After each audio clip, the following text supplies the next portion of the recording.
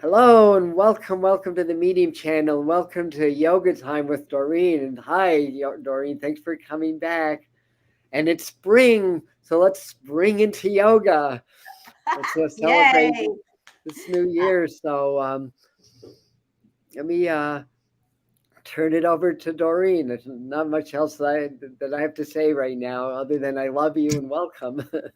Thanks, Adam. Hello, namaste, yoga friends and yoga family and friends of Adam's channel. So happy to be here on the Medium channel today. And even though it's a week late, we are going to do springtime equinox because we are in the midst of spring and the time change. And most of you don't know this, but prior to Adam announcing the class today, I did not share with him I was doing springtime yoga or an equinox yoga, and he just knew. So he's an amazing psychic medium. Definitely you should book him. But anyway, what I want to say in regards to doing yoga today is just find a comfortable spot, either on a chair or the floor. The first part of this class you can do on a chair even, or chair yoga. I think a future yoga class I'm going to do for Adam's channel is going to be a chair yoga class, but not today. Make sure you're comfortable. Make sure you have water with you to drink. What I'd like you to do is just to make sure it's a quiet space, although we can't hear you, but you can hear us. That's always the best way to do yoga, is a nice, clear, clean, get rid of the clutter around you because of the energy involved with that. And you want to just create that nice, safe space for yoga. Now, with the spring equinox, what I wanted to look at was how you want to move forward in springtime. And in order to move forward, you have to release things. And Adam's channel is so wonderful because he's always having all of these shows on all these wonderful downloads and the work with the master teachers. And I was thinking about that a lot this weekend about, yes, but if you have a vessel that is completely full, how can you let anything in? And so today is going to be about releasing and emptying some of those things you need to let go of so that you can let some things in. And so hopefully the yoga today will help you do that. The equinox and the spring equinox, it's all about equal day and equal night. And so we're going to start with that as far as our breath and what needs to shift, what needs to shift in your life, what you're going to have to release. So if you're not sitting on a chair and you're on the floor like me, we're going to get onto our knees. And if your knees bother you, recently my knees have been bothering me, you can use an extra padding under your knees, extra blanket, pillow, whatever you might need. And we're going to breathe in, bringing our arms way up to the sun. Inhaling, exhale to the moon.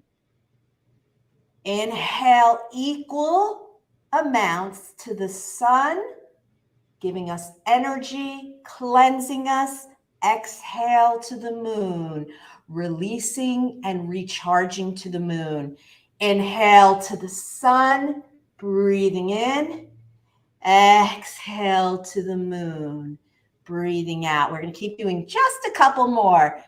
Inhaling to the sun, cleansing, exhaling to the moon. All the while thinking about what needs to shift inside of you. What do you need to release? What do you need to let go of? Exhale to the moon. Continue one or two more with me as we breathe into the sun and we exhale to the moon. Last one. Breathe into the sun. Exhale to the moon. As you were thinking about what you need to release and what you need to let go of in order to shift into that balance, we're going to do our shoulders next. And what you want to do is you want to inhale, breathe in, bring your shoulders up towards your ears, but then exhale, breathe out, bring your shoulders down. Inhale, breathe in, exhale, breathe out. Inhale, breathe in. Exhale, breathe out. Now, if I'm going too slow for you, you can go faster, but you just want to breathe faster. And if you want to go slower, you can breathe slower, bringing those shoulders up and those shoulders down, bringing those shoulders up, bringing those shoulders down. If you ever watched that show way back in the day called Barney used to have a song or a chant saying, my shoulders up, my shoulders down, my shoulders up, my shoulders down. So many moons ago with my son, I used to chant that one with him. And we used to hear that actually in his gymnastic class. So I give kudos to his gymnastic coach way back in the day, Pete, who's still around in Monticello, in the Monticello gymnastics that he still teaches many moons later. And so one or two more, and then we're going to switch from doing our shoulders up. You might be getting a little bit too tense in there, to bringing our arms back, almost like big angel wings, and bringing them forward. Now, you're going to inhale, breathing in, bringing them way back. Exhale, breathe out, bring them way forward, almost touching, but not quite. Inhale, back, breathing in. Exhale, forward. Think about every inhale, what you're bringing into your life during this spring equinox. And exhale, what you're letting go, what you're releasing. Inhale, breathing in. Something else you want to breathe in or bring in. Exhale, breathe out. I looked crooked for a minute. Inhale, breathe in.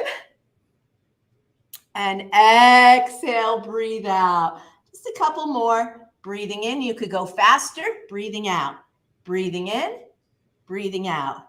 Breathing in, breathing out. Breathing in, breathing out. Oh, hold that for just a moment. Last thing I'm going to have you do is either sitting in your chair to help or down on the floor like I am, is something called a spinal flex. And I actually call this pose more of the cat pose, sitting up. So those of you that know the cat pose, this is the cat-cow pose. You flex your spine. But we're going to do it sitting up. Probably more comfortable for some of you to do that sitting up. And as you inhale and as you exhale, or some people like to do it the opposite way, and inhale going back, exhale coming forward. So whichever for you, to me, it doesn't matter if you're inhaling one way or exhaling the other. I'm sure the Kundalini teachers will be having a fit about that because they have a certain way of doing things. But I'm a little bit more flexible. Remember, I teach kids. I mostly teach kids, but today I have my adult teaching hat on for us. And so we're going to keep on going, breathing in, breathing out, inhaling, exhaling. If you prefer your hands open doing this, you can do it with your hands open. If you're holding on to a chair that you're sitting on, that is fine too. Now, this is just like the other two breaths. If you want to go faster, you can go faster, but you must breathe faster. You must breathe with the pose.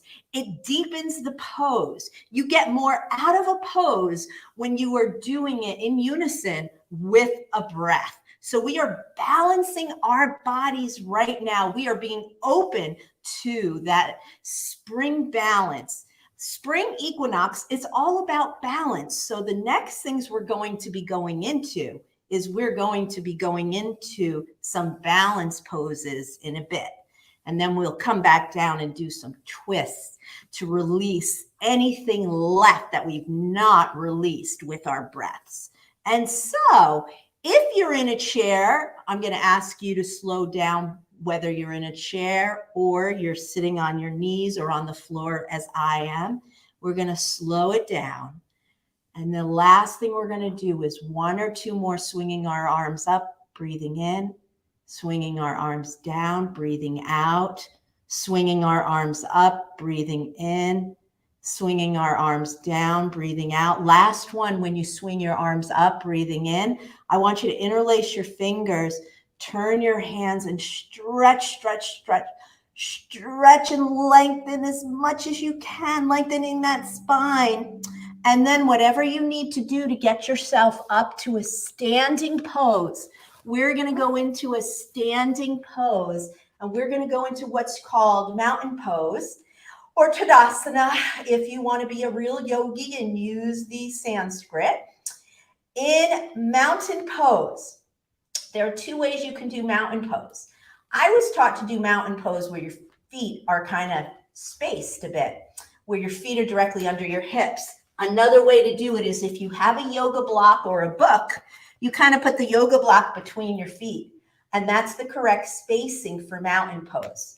Now, while you're in mountain pose today, we are now going to work on balance. You see the spring equinox, it's all about balance.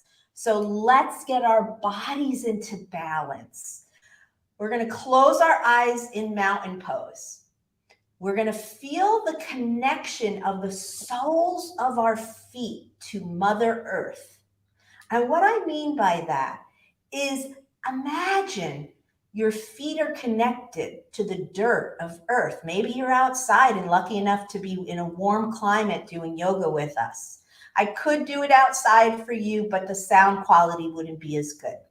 So today I'm inside my studio. It is warm enough here in the Carolinas. Yay for it. Now, to work on your balance, remember your eyes are still closed. You're going to come up onto the top of your feet or your tippy toes or the balls of your feet. And it can be just a little bit. You lift your heels up with your eyes closed. No cheating. Now, if you need to open your eyes because you're about to fall, please open your eyes up. But otherwise, you want to practice balancing on your balls of your feet, on all 5 of your toes. But try to do it without your toes scrunching in. You don't want to hurt your toes. Then you're going to come back and you're going to do the opposite. You're going to lift your toes and balance on the heels of your feet. Still with your eyes closed, working on that balance in your body. How balanced are you? Is this difficult or easy for you? I wish I could hear all of you telling me, but I can't hear a thing other than the noise in my background here at the studio. Okay, just the cars outside. Sometimes I can hear the cars outside. All right, we're going to come up on the balls of our feet again. Okay, finding that balance on the balls of our feet. Breathing in, try not to hold your breath. I should have mentioned that sooner. Breathing it out. And then we're going to come back on the heels of our feet. And we're going to lift our toes up. And then we're going to put both our toes and heels down again in Tadasana or mountain pose. You can open your eyes or keep them closed, but I want you to notice, do you feel any different in just that minute or two of doing that? Do you feel even more connected now to the earth? Do you feel more in balance right now? We're going to do a couple poses to see if we can get you feeling more balanced or not. We're going to lift one leg up. It's called stork pose. Opposite arm up. And we're going to see. Now, if this is difficult for you and you have a yoga block, you can put your foot on the yoga block as you do this. And you can stay with your foot on that yoga block in stork pose. But if you don't need a yoga block, you can just lift up. Or you could practice putting it down and up. And then we're going to try stork pose on the opposite side. Every yoga pose is based on Tadasana or mountain pose because it is proper alignment in yoga. So no matter what yoga pose you're doing, even the seated ones, you go back to that mountain Tadasana pose. Okay, we're going to lift up in stork pose. I don't quite know how they came up with that, though, from the seated poses, but they do, or at least that's how I learned it. So maybe things have changed since then. I've been doing yoga a long time. Okay, holding that stork pose. Now, we're going to do this again, but this time, just like we did with mountain or Tadasana, you're going to close your eyes in stork pose. This might be harder. You can just lift your foot up a little bit. At least that's all I can do when I'm trying to balance this way. Ooh. And then we're going to bring our foot down. We're going to do the same thing on the other side. Okay, close your eyes and stork pose. Close your eyes and focus. Close your eyes and find your balance. Find that nice balance in your body. See, even I'm struggling. And I've been doing yoga for, oh my gosh, 26 years, something like that, close to 26 years. Okay, so that was fun. We're going to do another balance pose. This one, I won't make you close your eyes. This one is, I like to call kite pose, but it's known as half moon. So half moon pose, again, if you have a yoga block or a book, you might need to use it because you are going to literally balance. But if you don't need a yoga block and you are a more advanced yogi, and you can balance without it, you can go right into your half moon or kite pose, as I like to call it, in our kids' yoga class. We are going to do kite pose or half moon then on the opposite side. And again, if you need your yoga block, handy dandy yoga block or book. Way back in the day, a phone book is great. It was like the same thickness, but they don't really have those much anymore. You can come up, and again, if you want to try that side without a yoga block, if you don't need it, you're going to come up, and I'm going to show you a trick next on doing your half moon. You might know this trick. All you need is wall space, and all you're going to do is go against your wall and slide down it, leaning against your wall to help you in half moon. And it's a very funny story. This is my 4th yoga studio I've had in all the years I've had my yoga business. All of my other yoga studios, I would hang tons and tons and tons of pictures on the wall. Again, I was a kids yoga studio, so I never thought about the fact that if we did some adults or adult classes, well, they needed wall space, and I didn't have it. I did, but I didn't. So I learned my lesson here in the Carolinas. This right here is the only thing in the yoga studio floor space that is on the wall. The rest of the studio that you can't see right now has nothing on it. But my office is a different story, and my astrology corner and kitchen are a different story, and a chakra corner, I have stuff on those walls. But I learned my lesson. You need wall space to do yoga. And I'm going to show you in a little bit why another balancing pose. But before I get to that, we are going to do another balance pose. Again, I'm going to use my yoga block to show you. This balance pose, you're going to place it in front of you, the yoga brick. You're going to hold on to it. You're going to bring a leg up. Whoa. Bring your leg up. I need to focus too. I am not balanced. And as high as you can or as low as you need to. And then you're going to do the same thing, my friends, on the other side. Now, I had my brick like this. I'm going to flip it and either turn it to have a little bit more control of the yoga block, which if you turn it on its side instead of on the top or bottom, it's easier to work with. And then if you do not need a yoga block, you can just put your hands down into the pose. And I'm going to do the same thing one more time on the other side for us today. Trying to find our balance. And coming back. Whoosh. I hope you're getting a good workout. I'm telling you, my goodness. All right, we're going to do one more facing each other where you're just going to lift your foot up as much as you can. It's kind of a reverse from Warrior 3. This probably does have a name, and I just can't think of what it is. Brain fart, I'll call it at my older age here. One more time. Bringing that leg up. And one more time, bringing that other leg up. And I hope I'm not going too fast for everybody. Sometimes I do move too fast, and that's the New Yorker in me. Even though I'm in North Carolina for 5 years, I still talk and move fast. Oh boy. I think the problem was I was in New York a week ago, so it just kind of stuck with me. All right, this is what I was talking about with wall space. Find wall space if you have it, or you can find it afterwards. This is a little more advanced. If you don't feel comfortable doing this balance pose, just watch a moment. Okay, it won't be long. This is called L on a wall. And we literally are going to put our feet up on the wall. And it looks like a giant L. Now, this is a balance pose for your arms. Did everybody try it? I hope you tried it. That L pose, it can seem a little scary, but it is a balance pose for your arms to do. Now, some people are great yogis. They can do handstands and they can do headstands and all that fun stuff. But today, we're going to just do that L on the wall for you. And so I hope you try that on your time with me. So the next pose I want to do is I want to do a resting pose for a moment because we've done a lot of active poses. Even balance poses become active. So we're going to go into child's pose. Child's pose, the resting pose. Child's pose, you just kind of curl up your body down, put your head down, and rest.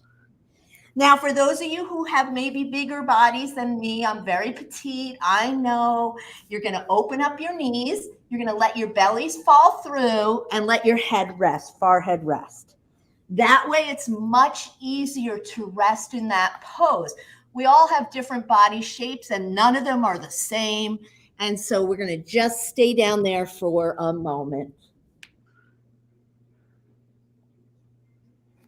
Now, once you feel like you've had enough time in that child pose, we're going to all sit back up together. So let me give you a moment to get yourself up. I, again, move fast and get up pretty quickly. Remember, I work with kids all day. So kids, you have to be able to move fast, especially with the little ones. Not so much the teens, but definitely the little ones. Okay, now, if you have not released enough out of your body yet to know what you want to let in, meaning if we have not yet created enough space to grow, we are going to do a couple twists, spinal twists, some spinal twists, because spinal twists release toxins, and spinal twists also help to move energy in your body, any stuck energy you might have in your body. And so the next few poses I'm going to do with you are the purpose of really balancing your body and just helping that get all released so that all these beautiful downloads Adam's going to do in the future for us and all those wonderful messages can come in and our body can be that open vessel, open to receive, and also open for manifesting in your own worlds. And so let's start with a real gentle twist. You're going to simply, I have one leg over the other sitting in, in the old days, they call it crisscross applesauce. I call it crisscross yoga sauce in our world. One hand on an opposite knee or on the outside of it, the other hand by the small of your back. Turn towards the hand behind you and hold that for 3 breaths or the count of 3. Inhaling and exhaling. Breathing in and breathing out. Inhaling and exhaling, you're going to come back to center. Stay there for just a moment. I have my palms open always, so many times, because I want to be open to receive. Opposite hand to opposite knee, the outside of it. Other hand behind the small of my back on the ground, mat, floor, whatever. Turn, twist. 3 breaths on that other side. Inhaling and exhaling. Breathing in, breathing out. Inhaling and exhaling. Come back to center. Okay, we're going to make this twist even more. We're going to place 1 foot over the opposite knee. And then again, hopefully you know your opposite. Sometimes my grown-up classes don't know the opposites. We're going to bring our opposite arm across that opposite leg. The other hand's going to go behind the small of our back. And we're going to twist looking towards the back. Inhaling, exhaling, 3 breaths in and 3 breaths out. Or 3 reps, I guess you would call it. I have a gym next door to me, so I guess they call it reps. Thank goodness they're home today. It's very loud when the gym is in. Okay, back to center. We're gonna switch. We're gonna take our opposite arm across that opposite knee. Again, that hand's behind the small of your back. You're gonna twist, and 3 breaths as you're twisting. Breathing in and breathing out. Inhaling and exhaling. Always through your nose. I should have said that much earlier, Adam, in this class. Always through your nose, except for the next breath I'm going to show you. Most yoga breaths and yoga breathing, most are through the nose. But this one is through the mouth. And so this one is through the mouth for the purpose of releasing any stuck energy that hasn't been released yet. You want to get rid of that for the final stage we're going to go into for our yoga class. So just imagine you're making an O with your mouth. And what you're going to do is you're going to breathe through that O. You're going to breathe in and out through that O. You're going to breathe in and out through the O. Just imagine you have a cold and you can't breathe through your nose. Breathe through your mouth. Here we go. Now you can hear my breath because what I'm doing is inhaling and exhaling right through my diaphragm, but I'm using my mouth to do it.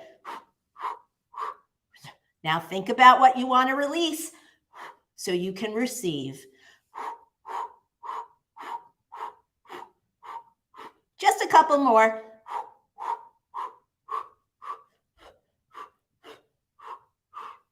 We're going to stop for a moment.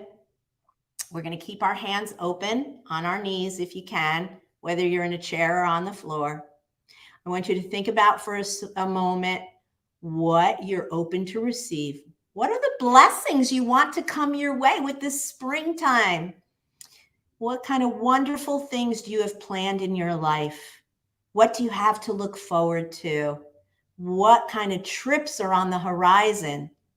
So many things, so much change. Set some really, really clear intentions. Not just like, oh, I want to feel better, or, oh, I want to do better, or you don't want intentions like that. You want to be specific. The universe listens. So you need to be specific when you set your intentions. So we are going to be specific. You can shout them out. You could yell them out because I can't hear you. Adam can't hear you. Or you could say it silently. However you want to do it. You can speak it to your spirit guides. You could speak it to your ancestors. You can speak it to the angels.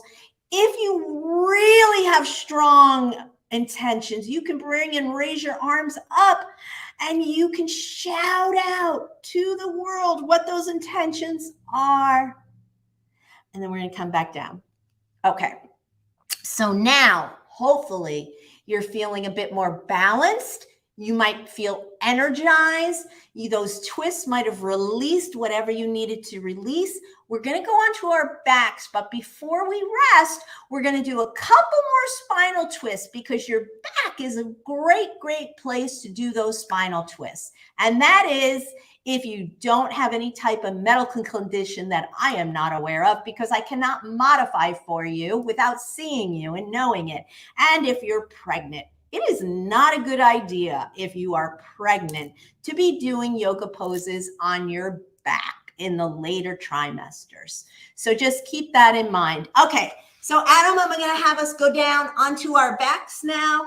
And what we're going to do is slowly go onto our backs. If you're in a chair, you want to get on your back. You want to bend your knees towards your chest. Your arms are out in a T. You're going to let those knees go to one side, and whatever side they're dropping towards, you're looking the opposite way. So I'm looking to the left because my knees are dropping to the right, but I'm not letting my knees touch the floor. I'm keeping my shoulder blades down.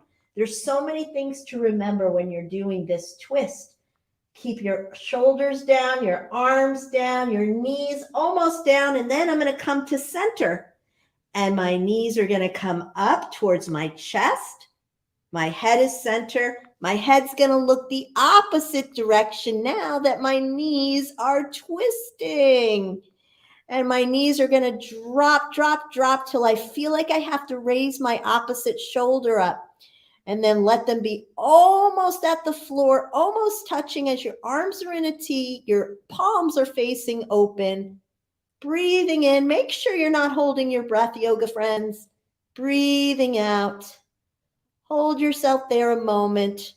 Bring those knees back up to center, nice and slow. Now we're going to bring just one leg down, nice and straight, down to the floor. That leg is going to stay down on the floor with its toes pointing up towards the ceiling. No flexing, just leaving it just nice and straight. I'm going to grab the knee that I still have up with my opposite hand. I'm going to bring it across my body in a twist, doing the same type of twisting where I don't want my opposite shoulder to come up off the mat. I'm looking the opposite way, then I'm twisting it. I'm going to hold it there for a breath or two, breathing in, breathing out. I'm going to bring it back to center. And then before I release and switch sides, I'm going to hold it with my same side hand and open up my hip flexors. So I'm going to bring it down nice and slowly with the same side hand, just facing up, facing towards the ceiling. Meantime, my other leg is nice and straight on the floor. I hope I didn't turn that leg too much when I was doing that. And then you're going to release that leg down that you were just holding. And you are going to notice how your legs feel before you do the opposite knee. Now I'm going to grab hold of the opposite leg, the opposite knee, the opposite hand. I'm going to go across my body and I'm going to look the opposite way. And when I feel like I want that shoulder to lift up, I'm going to stop right there. The other leg is straight down on the floor or on the mat. Hold it there for a moment, breathing in and breathing out, releasing anything left you have to let go of. Then I'm going to bring that knee back to center, nice and slow. Hold it with the same side hand, the other arm's out in a T. And then I'm going to hold that one out to the other side. So my hip is opening up, releasing any energy stuck in my hip flexors. And then I'm going to release that leg down. And now you are ready for Shavasana. Closing your eyes with your body relaxed. Closing your eyes with your arms and legs down on your mat. We're going to inhale and exhale, and we're going to see if we have any stuck energy in our toes. So let's wiggle our toes while we're in this pose. It's corpse pose, actually. I called it Shavasana because that's the resting part of it. But corpse pose, wiggling those feet, rotate your ankles, rotate your feet, and then let them rest. And let your right foot fall to the right and let your left foot fall to the left. Now, if you need to, I want you to kind of just bend your knees for a moment. You could do one at a time, or you can just do them together. And you're going to just notice if anything left needs to come out of your knee area, the back of your knees, the top of your knees, and then just let your legs rest. And then we worked on our hips already, releasing, but if you want to tighten your glutes and release your glutes, meaning tighten your butt and release your buttocks, you can do that a couple times to see how that area is feeling. And then notice if the small of your back is resting on the mat or if there's a space. I often have a space between my lower back and the mat, so I have to really concentrate on lowering my back down. That comes from many years I was a dancer, and I have that dancer back. And then you're going to relax your shoulders and let the shoulders and top of your back rest. And if you need to roll your shoulders back or tuck them in, you want to do that as you're resting there. Squeeze those shoulder blades in. And then if you want to move your arms for a moment up and down your hands, or rotate your wrists around or your fingers, you can do that, and then let them rest again.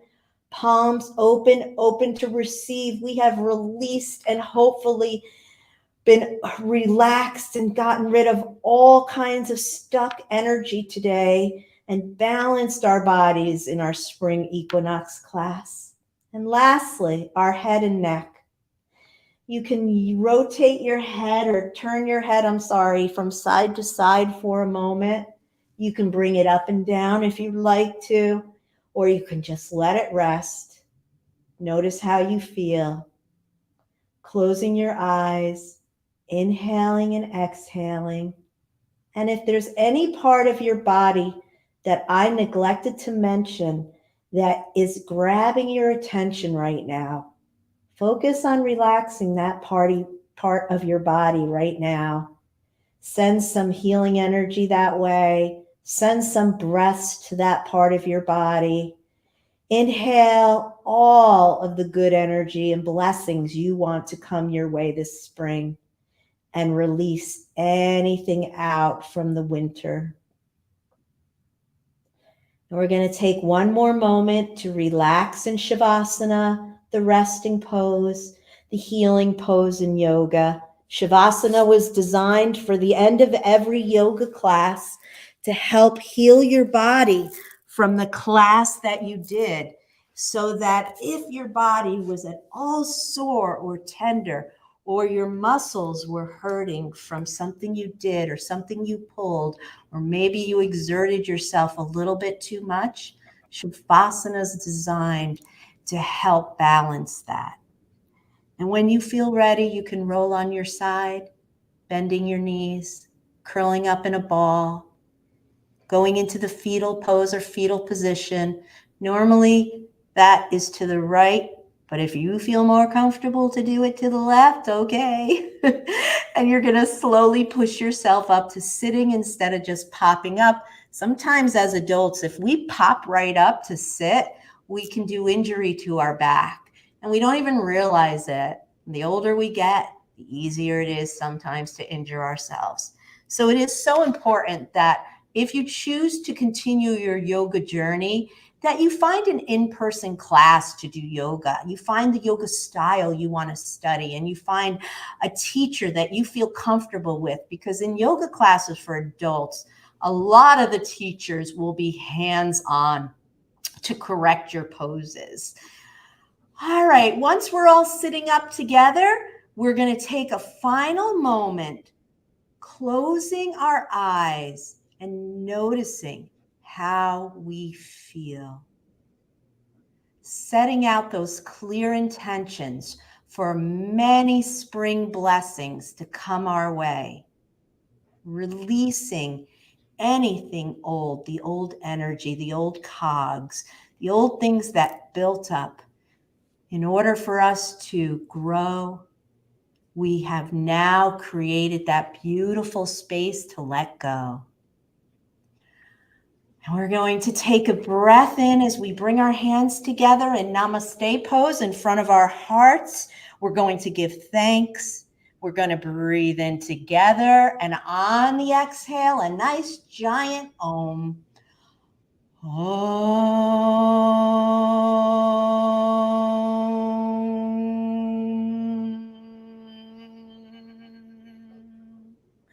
Namaste to the Medium channel, to Adam, to all of our yoga friends that joined us today.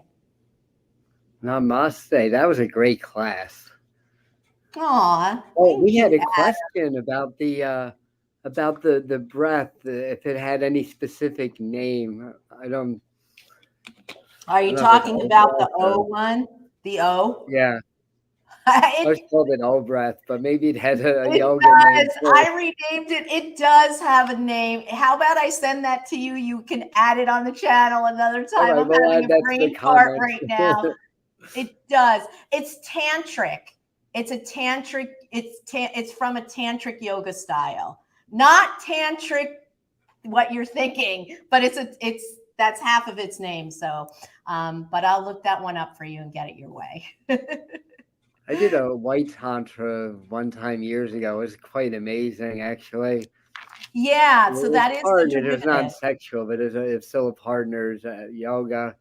Exactly. So, but yeah, it's a fun one and it's a good one for releasing, and it helps anybody with emotional stress and really deep emotions to release those emotions. So, I highly recommend it. And especially there was a conversation going on today on your show earlier today at Tarot Time about those deep dark Yeah, things. And that's a good breath to release that. So, yeah. I see my Wi-Fi signals going. That's like there's a big delay on my voice and everything. But we have Doreen's information for you. About the Children's School of Yoga. We're going to be doing. There's going to be an announcement soon about some new children's programs that's going to be connected to the Medium channel, actually. And who knows, Doreen may even be part of it. For the what we call the New Earth, the New Earth children, the advanced souls that are coming in children's bodies that are here to help herald in the New Earth. So exciting stuff coming really soon. Maybe even in a few months. So hang in there. And of course, if you have children, or if just the child and you wants to take some children's yoga classes, there's the website. thank you, And Adam. thanks again, Doreen, for doing this. And last little thing to add: when this becomes a video, I'll pin the playlist that has Doreen's other classes that she gifted us for the Medium channel also. So you can check out the whole playlist or do a different yoga class every day.